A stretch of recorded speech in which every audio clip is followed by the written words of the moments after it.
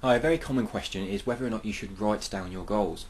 Now, you should, but the way you write them down is very, very important. What I used to do when I first started writing my goals is I'd get a scrap of paper out of my printer and I'd write down a list, numbered 1 to 10, of all the things that I wanted to achieve.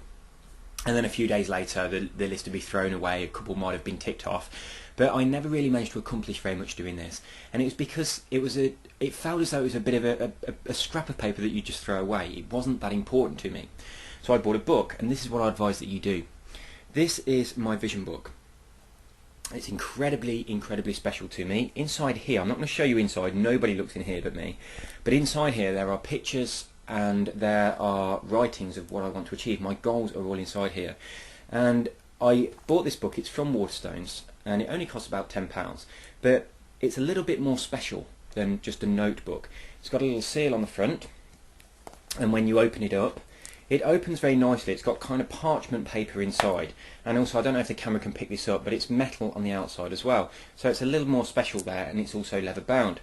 Now the edge of the binding, I don't know if you can see that, but that makes it feel to me like some special kind of parchment. And another thing I really like about this book, it's quite small.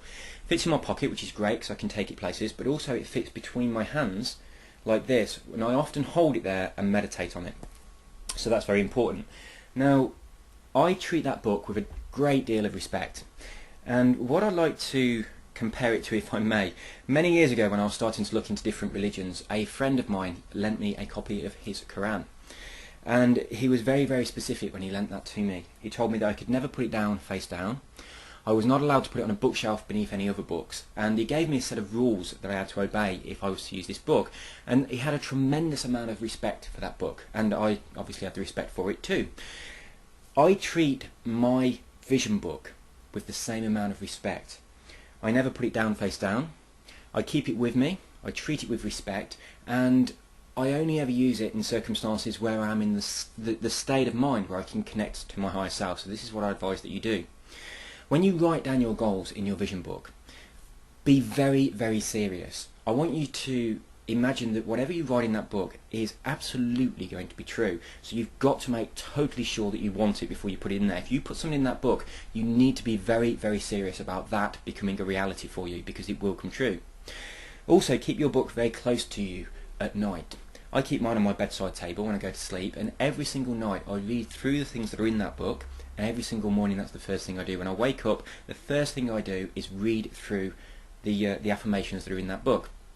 In another video I'll talk about exactly how you construct the affirmations that you write in there, because that's very, very important. But this video is just about whether or not you should write things down, and you should, but you have to make sure that when you write them down they have that respect about them, and it's not just on a scrap of paper, because that is never going to work. That is sending entirely the wrong messages to your brain. Now, not only should you go through those every morning and every evening, but any time during the day that you think about it, pick up your book and have a good read through, and read them aloud. Another thing I'd like to say about the book, the affirmations that I've written in here, the very act of writing them down, from putting them from inside my mind to inside this physical book, is a physical manifestation in itself. By writing something down, you bring it out from the internal world into the objective world, so you bring something into reality. It's the same when you speak your affirmations aloud. Before you speak them, they're only inside, they're in your mind, they're in a subjective world. But when you voice them aloud, or when you write them in your book, then they become real.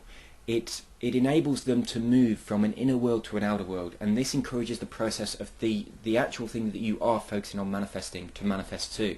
So that's very important. So the most important tips you should take away from this video is, first of all, to invest in a book with which you can treat with a great deal of respect. Spend a bit of money on that.